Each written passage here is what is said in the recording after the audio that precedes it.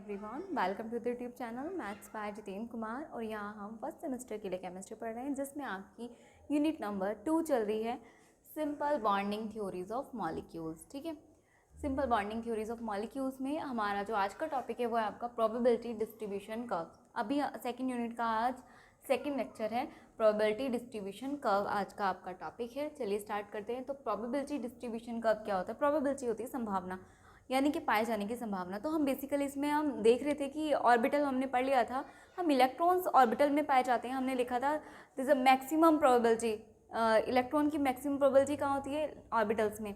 ठीक है, यानी कि वो जगह जहाँ पे इलेक्ट्रॉन के पाए जाने की संभावना सबसे अधिक होती है उसे हम बोलते हैं ऑर्बिटल, यानी कि कक्षक। ठीक है, यानी कि जहाँ पे आपकी मैक्सिमम प्रोबेबिलिटी होगी टू फाइंडिंग द इलेक्ट्रॉन, वो क्या कहलाएगा? आपका ऑर्बिटल। ये हम देख चुके थे। अब हम देखेंगे प्रोबेबिलिटी डिस्ट्रीब्यूशन कर्व। ठीक है, कर्व्स क्या होंगे, ये हमने कुछ कर्व ड्रॉ किया है, यही देखने वाले हैं। ठीक है, तो यहाँ से देखिए, the probability of finding an electron is in an infinite simili small region can be represented by following two types of probability distribution curve. वो बोल रहे हैं कि अगर किसी इलेक्ट्रॉन को हम क्या करना है? फाइंड करना है। ठीक है, किसमें? स्मॉल रीजन में। किसी स्मॉल रीजन में इलेक्ट्रॉन को फाइंड करना है तो उसको हम कितनी तरह से दिखा सकते हैं? दो तरह के कर्व से। प्रोबेबिलिटी डिस्ट्रीब्यूशन दो के कर्व जो होते हैं वो दो तरह के होंगे। कौन कौन से होंगे? रेडियल, एक तो रेडियल है और एक होगा आपका एंगुलर। ये हम अभी आगे पढ़ने वाले हैं। ठीक है, तो probability of finding an electron, किसी छोटे रीजन में इलेक्ट्रॉन के फाइंड करने की या पाए जाने की जितनी प्रोबेबिलिटी होगी उसे हम दो तरह के कर्व के थ्रू रिप्रेजेंट कर सकते हैं। उसमें नंबर 1 है आपका रेडियल प्रोबेबिलिटी डिस्ट्रीब्यूशन कर्व। तो चलिए, रेडियल प्रोबेबिलिटी डिस्ट्रीब्यूशन कर्व क्या होता है?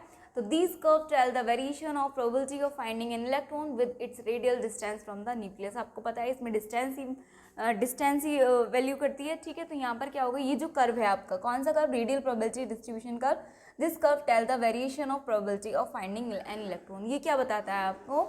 इलेक्ट्रॉन के पाए जाने की बात बताता है, प्रोबेबिलिटी बताता है with its radial distance from the nucleus. Nucleus से क्या करेगा? रेडियल डिस्टेंस के साथ। क्या बताता है ये कर्व? आपको प्रोबेबिलिटी वेरिएशन बताया, tell the variation of probability of finding an electron, यानी कि इलेक्ट्रॉन के फाइंड करने की जो प्रोबेबिलिटी है उसमें वेरिएशन को कौन बताता है? यानी कि ये बताता है आपको रेडियल प्रोबेबिलिटी डिस्ट्रीब्यूशन कर्व। ये बताता है आपको, क्या बताएगा? इलेक्ट्रॉन के किसी भी ऑर्बिटल में पाए जाने की जो प्रोबेबिलिटी है, पाए जाने की जो संभावना है, उसमें वेरिएशन कितना हो रहा है। और वेरिएशन किसके रिस्पेक्ट में देखेंगे हम? रेडियल डिस्टेंस, न्यूक्लियस से रेडियल डिस्टेंस। ठीक है, with its radial distance from nucleus, यानी कि न्यूक्लियस से इसकी डिस्टेंस, न्यूक्लियस से डिस्टेंस की रिस्पेक्ट में। ठीक है, चलिए आगे बताएं, स्टार्ट करते हैं। The probability of finding an electron, यानी कि इलेक्ट्रॉन के पाए जाने की जो संभावना है in the space around the nucleus. Nucleus होता है आपका, न्यूक्लियस के जो चारों तरफ स्पेस होता है उसमें इलेक्ट्रॉन के जो पाए जाने की संभावना है is called electron probability function. उसे हम क्या बोलते हैं? Electron probability function. यहाँ से आपको ध्यान रखना है, इलेक्ट्रॉन प्रोबेबिलिटी फंक्शन क्या होता है? यानी कि वो probability of finding an electron, यानी कि किसी इलेक्ट्रॉन की न्यूक्लियस के चारों तरफ जो स्पेस होता है उसमें पाए जाने की संभावना को ही हम क्या बोलते हैं? Electron probability function. और इसको रिप्रेजेंट करते हैं, इसको डिनोट करते हैं डी से, यानी कि डी क्या बताता है आपको? कि इलेक्ट्रॉन की प्रोबेबिलिटी कितनी है, किसी भी न्यूक्लियस के जो आसपास जितना भी स्पेस है उसमें इलेक्ट्रॉन के पाए जाने की प्रोबेबिलिटी कितनी है, ये कौन बताता है आपको? डी। ठीक है, डी क्या है आपका? Electron probability function. रिप्रेजेंट करते हैं डी से, और इसकी वैल्यू कितनी होती है? इसकी वैल्यू होती है D is equal to 4πr² into D R into psi square. ठीक है, 4πr² into D R into psi square. अब यहाँ पर आर क्या है? आर है रेडियस ऑफ स्फेरिकल सेल। जो आप सेल ले रहे हो उसकी रेडियस, स्फेरिकल जो भी आप सेल ले रहे हो, जिस भी सेल के अंदर आप इलेक्ट्रॉन को फाइंड करने की प्रोबेबिलिटी देख रहे हो, उस सेल की रेडियस क्या हो गई? आर। अब देखते हैं डी आर क्या है। ये क्या है आपका?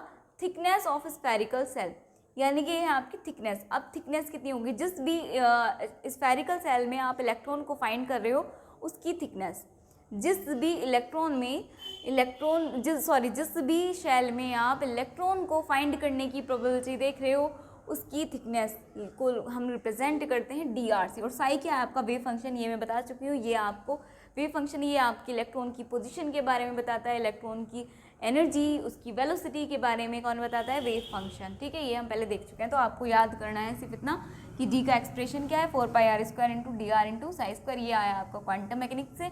ठीक है, यहाँ तक की बात आपको समझ आ गई।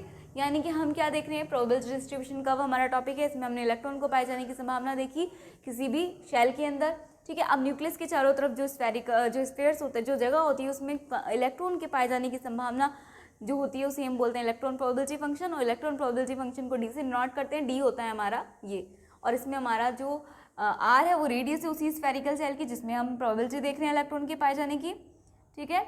और डी आर क्या आपका थिकनेस है और साई क्या आपका वेव फंक्शन है। अब आगे देखते हैं कि the curves obtain by plotting the electron probability function, यानी कि हम क्या कर रहे हैं, जो कर्व ऑब्टेन हो रहे हैं, the curve obtain by plotting the electron probability function D of the electron against its distance R from the nucleus are called radial probability distribution curve. आपको बताया कि जो हम अभी प्रोबेबिलिटी देख रहे हैं इलेक्ट्रॉन के पाए जाने की संभावना, तो रेडियल प्रोबेबिलिटी में क्या होगा, ये किसके रिस्पेक्ट में होता है, ये होता है आपका जो इलेक्ट्रॉन प्रोबेबिलिटी फंक्शन है उसके रिस्पेक्ट में, और किसके साथ बनाता है, रेडियल डिस्टेंस के साथ। तो हम कर्व भी किस में पाएंगे, जो कर्व हमें मिल रहे हैं, ऑब्टेन हो रहे हैं, वो कैसे ऑब्टेन हो रहे हैं, हम इलेक्ट्रॉन प्रोबेबिलिटी फंक्शन को डी को ऑफ द इलेक्ट्रॉन, यानी कि इलेक्ट्रॉन की इलेक्ट्रॉन प्रोबेबिलिटी फंक्शन यानी कि डी को किसके अगेंस्ट ड्रॉ कर रहे हैं, डिस्टेंस के अकॉर्डिंग, यानी कि डिस्टेंस के according, distance R from the nucleus, ठीक है, समझिए। यानी कि वो कर्व जो क्या होंगे, वो कर्व जिसमें क्या होगा, जो अगेंस्ट प्लॉट किए जाते हैं किसके, एक तो इलेक्ट्रॉन प्रोबेबिलिटी जो फंक्शन है आपका डी और आपका आर, यानी कि डिस्टेंस न्यूक्लियस से डिस्टेंस आर के बीच में जो ग्राफ प्लॉट किए जाते हैं उन्हें हम बोलते हैं रेडियल प्रोबेबिलिटी डिस्ट्रीब्यूशन कर्व। आपसे पूछा जाए कि रेडियल प्रोबेबिलिटी डिस्ट्रीब्यूशन कर्व क्या है, तो आपको पता होना चाहिए कि वो कर्व जो क्या करते हैं, जिनको हम प्लॉट करते हैं किन के अगेंस्ट इलेक्ट्रॉन प्रोबेबिलिटी फंक्शन यानी कि डी और the distance from the nucleus उसके रिस्पेक्ट में हम क्या करते हैं, ड्रॉ करते हैं, उन्हें हम क्या बोलते हैं, are called radial probability distribution curve, ठीक है। अब जो रेडियल प्रोबेबिलिटी डिस्ट्रीब्यूशन कर्व है, बस एग्जाम्पल के तौर पर हम आपको करा रहे हैं, बाकी और भी हो सकते हैं। तो यहाँ पर देखिए, यहाँ से कंक्लूजन निकलेगा, क्योंकि आपको पता चलना चाहिए कि कितनी संभावनाएं। तो देखो यहाँ से देखो हम ले रहे हैं 1s के लिए। जब 1s के लिए देखोगे तो ग्राफ कुछ ऐसा आएगा, ये आपका डी है यानी कि इलेक्ट्रॉन प्रोबेबिलिटी फंक्शन है, ये आपका रेडियस से डिस्टेंस हो जाएगी। 1s के लिए ये आएगा ग्राफ। अगर 2s के लिए देखो तो 1 2 पीक आ रही है, ठीक है। और अगर 2p के लिए देखो फिर 1 पीक, 3s के लिए देखो तो 1 पीक, 2 पीक और 3 पीक, 3p के लिए देखो तो 2 पीक, और 3d के लिए देखो तो एक ही पीक है, ठीक है। इससे कंक्लूजन क्या निकला कि अगर 1s के लिए ले रहे हो तो कितनी पीक आ रही है, 1 पीक आ रही है। 2s के लिए ले रहे हो, देखो ऐसे, देखो यहाँ से रफली बता रही हूँ, इसको नोट तो यहीं कर लेना, इतना ही करना है बस, ठीक है। सी डी मान लो इसको कर्व, इसको ई मान लो, इसको एफ मान लो, नाम दे दो इसको ABCD EF, ठीक है। ये देखो अगर 1s के लिए निकाल रहे हो, 1s के लिए तो कितना पीक आ रही है, 1 पीक। 2s के लिए निकाल रहे हो तो पीक कितनी आ रही है, 2 पीक, ठीक है। इसी तरह पहले 3s देख लो, 3s के लिए निकाल रहे हैं तो पीक कितनी आ रही है, 3 पीक। यानी कि आप s ऑर्बिटल के लिए कह सकते हो कि फॉर s ऑर्बिटल में इलेक्ट्रॉन के पाए जाने की संभावना कितनी है, उसमें कितनी होगी आपकी n, यानी कि नंबर ऑफ शेल जितनी भी आपके हैं। जैसे आपका 3s है तो उसमें कितना है, 3, ठीक है, यानी कि पीक कितनी आ रही है, 3। कितनी पीक है, 3। इसी तरह अगर आप p के लिए देखोगे तो देखो 2p के लिए क्या आ रही है, 1 पीक, यानी कि 2p के लिए 1 पीक आ रही है।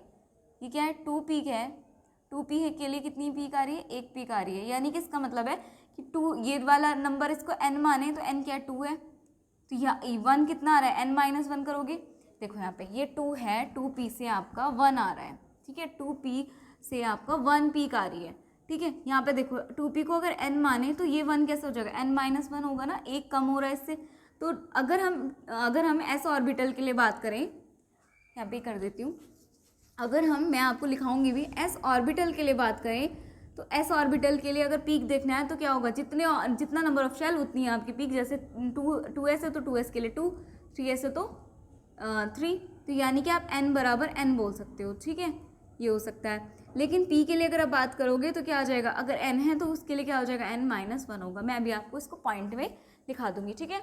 चलिए अब आगे देखते हैं। इसी तरह अब d का देखेंगे। अगर d का देखें तो देखो d हमारा 3d से स्टार्ट हो रहा है, ये हो गया हमारा, ये रहा 3p तो रह गया हमारा। 3p में भी कितना, देखो 3p में कितना आएगा, अब बताओ। जब 2p में 1 है तो 3p में कितनी पीक है, 1 2, 2 पीक तो इस यहीं से तो आया है आपका कि नंबर ऑफ शेल जितने हैं उसमें से 1 माइनस कर दो, n-1 से आ गया। ठीक है, अब यहाँ से देखो जरा d के लिए देखो 3 आ रहा है, 3d के लिए कहीं जाके 1 आ रहा है, समझ रहे हो, 3d के लिए कहीं जाके 1 आ रहा है, 3d के लिए 1, यानी कि यहाँ पर क्या आएगा, d के लिए n-2। यहाँ पे देखो इसमें s के लिए होगा n, p के लिए होगा n-1, d के लिए होगा n-2।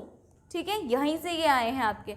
चलिए एक बार इसको कैप्चर कर लीजिए, मैं कर्व नहीं रफ करूँगी क्योंकि कर्व का ये जो अभी आपको पॉइंट समझाया इसको मुझे नोट डाउन कराना है, तो उसके समझ के करेंगे। ठीक है, तो एक बार नोट डाउन कर लीजिए इतना। चलिए आगे स्टार्ट करते हैं। जो अभी हमने देखा कि नंबर ऑफ पीक्स कितनी होंगी, ठीक है, तो वही हम यहाँ पे लिख रहे हैं कि देखो from this curve it is seen that the number of peaks, इन जो हमने अभी कर्व देखे हैं इन कर्व में देखो it is seen that the number of peaks in the plots for the S orbital, यानी कि एस ऑर्बिटल के लिए देखो नंबर ऑफ पीक कितनी आई हैं। जब आपने 1s के लिए देखा पीक 1 आई, 2s के लिए देखा पीक 2 आई, 3s के लिए देखा पीक 3 आई, यानी कि इसका मतलब क्या है कि for S orbital is equal to n value, ये किसके इक्वल है, n वैल्यू के इक्वल है। ठीक है, यानी कि देखो 4s के लिए कितनी आ रही है, जितनी n क्या होता है, नंबर ऑफ शेल, यानी कि ये है, ठीक है, नंबर ऑफ शेल, जितनी आपकी 1 नंबर ऑफ शेल है उतनी क्या आ रही है, आपकी पीक की वैल्यू आ रही है। देखो 1s के लिए कितनी आ रही है, 1 आ रही है, 2s के लिए कितनी आ रही है, 2s के लिए देखो 2 पीक आ रही है ना, 1 2, 3s के लिए देखो 1 पीक 2 पीक 3 पीक, ठीक है, 3 पीक आ रही है। इसी तरह 4s के लिए 4 पीक आएंगे, आप चाहे निकाल लीजिएगा। ठीक है, एंड ऑन लिख के कर लीजिए, इतना ही रहने दीजिए। या फिर अब p ऑर्बिटल के लिए देखें तो the number of peaks for p orbital is equals to n-1 value. ठीक है, अगर p ऑर्बिटल के लिए बात करेंगे तो कितनी पीक्स आ रही है, n-1 आएंगी पीक्स। n क्या है आपका नंबर ऑफ शेल है। यहाँ पर देखो अगर हम p के लिए देख रहे हैं, p ऑर्बिटल के लिए देखें हम यहाँ पे, तो देखो जरा 2p के लिए कितनी आ रही है, 2p के लिए 1 आ रही है, यानी कि नंबर ऑफ शेल कितने आपके 2 है तो 1 आ रही है, यानी कि n-1 क्या होगा कहीं ना कहीं, तो 2p के लिए देखो 1 आएगी, यानी कि n-1 करेंगे, n कितना है यहाँ पे, n क्या है आपका नंबर ऑफ शेल, यानी कि 2-1 करोगे तो 1 आएगी, इसलिए 1 आई है।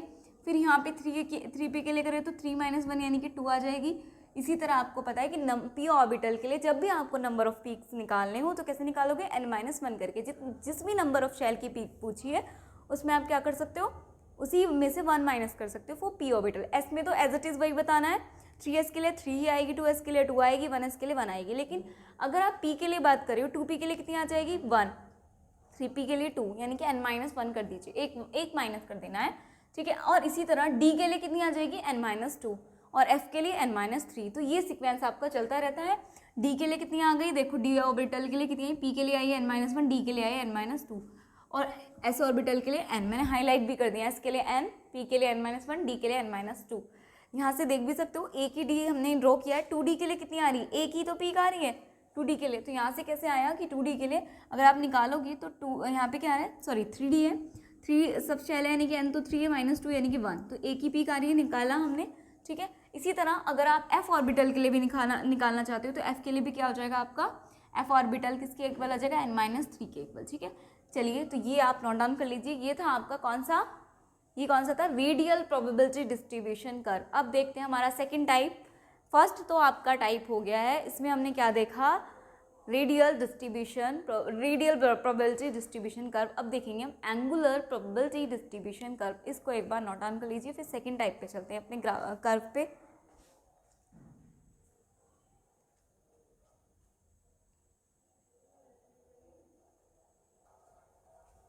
चलिए सेकंड टाइप स्टार्ट करते हैं, एंगुलर प्रोबेबिलिटी डिस्ट्रीब्यूशन कर्व।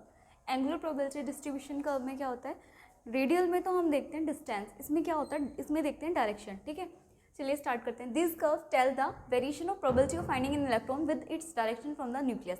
हमने रेडियल में देखा था कि न्यूक्लियस से डिस्टेंस पर क्या करता है, डिपेंड करता है। यहाँ पर क्या होगा, this curves tell the variation, ये वेरिएशन बताएंगे किसमें, इलेक्ट्रॉन पाए जाने की जो संभावना है उसमें वेरिएशन होगा with its direction from the nucleus, nucleus की डायरेक्शन पे डिपेंड करेगा, यानी कि न्यूक्लियस की डायरेक्शन के साथ साथ वेरिएशन होगा इलेक्ट्रॉन के फाइंडिंग होने की प्रोबेबिलिटी में। ठीक है, यानी कि probability of finding N electrons किसके रिस्पेक्ट में होगा, with its direction from the nucleus, यानी कि न्यूक्लियस से डायरेक्शन की रिस्पेक्ट में। चलिए डायरेक्शन की रिस्पेक्ट देख लेते हैं फिर। तो दीज आर, अभी देखेंगे, these are not concern with the distance from the nucleus, ये हमें पता ही है, these are not concern with the distance from the nucleus, की डिस्टेंस पर से कंसर्न नहीं है। डिस्टेंस से कंसर्न कौन है, रेडियल वाला, आपको याद रखना है। एंगुलर क्या करता है, डायरेक्शन पे डायरेक्शन कंसर्न है, और आपका रेडियल वाला जो है आपका वो क्या है, आपका डिस्टेंस है। ठीक है, चलिए आगे देखते हैं। The angular probability distribution curve for S and P orbitals are shown below. आपके यहाँ पर जो यहाँ पर है इस सिलेबस में यहाँ पर आपका एस और पी ऑर्बिटल ही शॉन किया गया है। देखो कैसे, जो आपका एस ऑर्बिटल है उस एस में कितने ऑर्बिटल होते हैं, एक ही ऑर्बिटल होता है, वो भी स्फेरिकल। ये रहा देखो, एक्स डायरेक्शन रहा, वाई ये रहा, जेड, यानी कि सब तरफ से क्या है, स्फेरिकल है। यानी कि ये देखो, ये न्यूक्लियस है, ये आपका न्यूक्लियस है। न्यूक्लियस से डायरेक्शन देखो, यहाँ भी सेम, यहाँ भी सेम, यहाँ भी, यानी कि डायरेक्शन सेम है। यानी कि यहाँ पर क्या होगा, इलेक्ट्रॉन के पाए जाने की जो संभावना है एस ऑर्बिटल में, वो क्या है आपकी सभी जगह इक्वल होगी। इस किसी भी डायरेक्शन में देख लो, सब जगह इक्वल होगी, क्योंकि ये क्या है, स्फेरिकल है, तो सभी जगह क्या होगी, इक्वल होगी। लेकिन पी जो ऑर्बिटल है, पी में कितने ऑर्बिटल मिलते हैं, 3 ऑर्बिटल। हमने ऑर्बिटल जब पढ़ाया था तब आपको बताया था, एस में 1 ऑर्बिटल, पी में 3 ऑर्बिटल, डी में 5 ऑर्बिटल और एफ में 7 ऑर्बिटल, ये किया था ना। तो वही है आपका, पी में कितने ऑर्बिटल होते हैं, 3 ऑर्बिटल, एक होता है पी एक्स, एक होता है पी वाई, एक होता है पी जेड। ठीक है, तो पी एक्स क्या होता है, एक्स एक्सिस के अलोंग ये होता है डम्बल, ये तो स्फेरिकल शेप होती है इनकी, यहाँ पर आप लिख सकते हो स्फेरिकल शेप, स्फेरिकल शेप होती है इनकी, एस ऑर्बिटल की कैसी शेप होती है, स्फेरिकल शेप। नेक्स्ट आपका शेप्स का ही है, शेप्स और ऑर्बिटल का ही टॉपिक है, वहाँ मैं सब कराऊंगी। यहाँ पर देख लो आपका पी एक्स, यानी कि ये देखो, ये जो होता है ना, ये वाला, ये तो आपका क्या है, आपका न्यूक्लियस आ रहा है। यहाँ पर क्या होगा, ये देखो, यहाँ पे इलेक्ट्रॉन मिलेगा या यहाँ पे मिलेगा, और तो कहीं मिल नहीं सकता, ऊपर नीचे। एक्स एक्सिस में कोई, एक्स डायरेक्शन में कोई नहीं होगा, जेड में कोई नहीं होगा इलेक्ट्रॉन, तो आपका इलेक्ट्रॉन कहाँ मिल सकता है, जेड डायरेक्शन में सिर्फ। यहाँ पर देखिए पी वाई में तो इलेक्ट्रॉन कहाँ होगा, सिर्फ वाई डायरेक्शन में, एक्स में और जेड में तो होगा ही नहीं इलेक्ट्रॉन। ठीक है, अगर आपका पी जेड में देखें इलेक्ट्रॉन, तो जो आपका इलेक्ट्रॉन है वो कहाँ होगा, जेड डायरेक्शन में होगा, एक्स और वाई में होगा ही नहीं। तो ये होगा आपका क्या, ये हो गया आपका एस ऑर्बिटल और पी ऑर्बिटल में कैसे हम क्या करें, एंगुलर प्रोबेबिलिटी डिस्ट्रीब्यूशन कर्व की शो कर रहे हैं। यहाँ पे हमने देखा कि डायरेक्शन पे डिपेंड करता है, तो हमने डायरेक्शन के बेस पर ही देख लिया, न्यूक्लियस से डायरेक्शन देखी तो हमने देखा इसकी डायरेक्शन क्या है, सब तरफ सेम है, यानी कि इलेक्ट्रॉन के पाए जाने की जो चांसेस है वो सारी डायरेक्शन में इक्वल होगा। लेकिन यहाँ पर ऐसा नहीं होगा, यहाँ पर भी ऐसा नहीं होगा और यहाँ पर भी ऐसा नहीं होगा। यहाँ पे पी एक्स डायरेक्शन में मिलेगा, यहाँ पे एक्स वाई डायरेक्शन में मिलेगा और यहाँ पे जेड डायरेक्शन में मिलेगा। ठीक है, ऑर्बिट जो आपका ऑर्बिटल है पी ऑर्बिटल, उसमें आपका एक्स डायरेक्शन में मिलेगा, इसमें पी एक्स में तो सिर्फ एक्स डायरेक्शन में, पी वाई में सिर्फ वाई डायरेक्शन में, पी जेड में सिर्फ जेड डायरेक्शन में। ठीक है, तो अब देखते हैं नीचे, these curves show how the various orbitals of a given subshell are disposed along the 3 axes x and y। ये हमने देखा कि कैसे these curves, ये जो कर्व है ये दिखा रहे हैं, क्या दिखा रहे हैं कि अलग अलग ऑर्बिटल जो है आपके, कोई भी सबशेल आपको दी गई हो, कोई भी सबशेल के लिए अलग अलग ऑर्बिटल जो है वो कैसे एक्स और वाई को डिस्पोज करते हैं। ठीक है, अलोंग एक्स और वाई कैसे डिस्पोज करते हैं, एक्स वाई जेड, देखो ऐसे, एस क्या है स्फेरिकल, पी क्या है डम्बल, और डम्बल में भी तीनों डायरेक्शन के अलोंग हो सकता है, एक्स के, वाई के एंड जेड के। ठीक है, चलिए नेक्स्ट आपका है the S orbital is spherical, हमने देख लिया, and thus there is equal chance of finding in electron. इसलिए क्या है आपका स्फेरिकल है तो इक्वल चांस है फाइंडिंग इलेक्ट्रॉन की।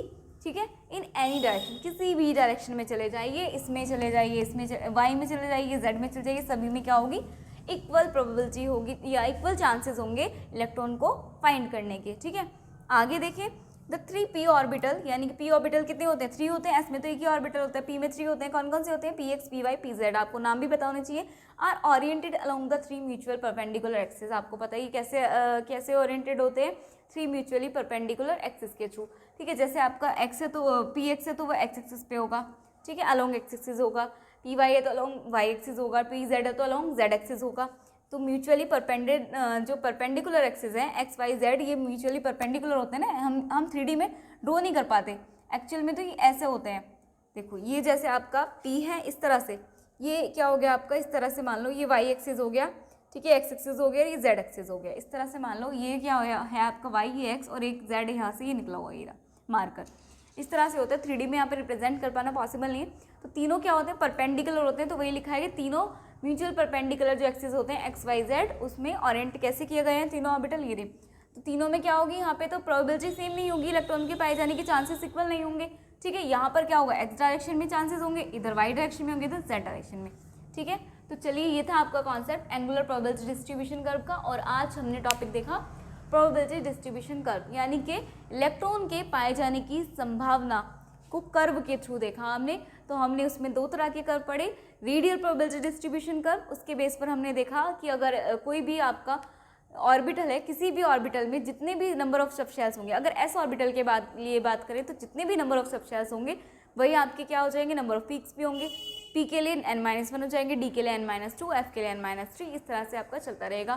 फिर हमने दूसरा टाइप देखा एंगुलर प्रोबेबिलिटी डिस्ट्रीब्यूशन कर्व, जो क्या बताता है आपका, जो बताता है डायरेक्शन की, किसी भी डायरेक्शन में ऑर्बिटल के रिस्पेक्ट में, ऑर्बिटल से किसी भी डायरेक्शन में इलेक्ट्रॉन के पाए जाने की संभावना क्या होगी। ठीक है, तो एस ऑर्बिटल में इक्वल होगी, पी में सिर्फ P X, P Y, P Z तीनों हो सकती है, और कैसे हो सकती है हमने ड्रॉ करके देखा। ठीक है, आई होप आज का टॉपिक आपको समझ आ गया होगा, और कोई भी प्रॉब्लम है तो आप कमेंट करके बता सकते हैं। ठीक है, तो आज की क्लास के लिए इतना ही। Thank you and keep learning. इसको नोट डाउन कर लीजिए।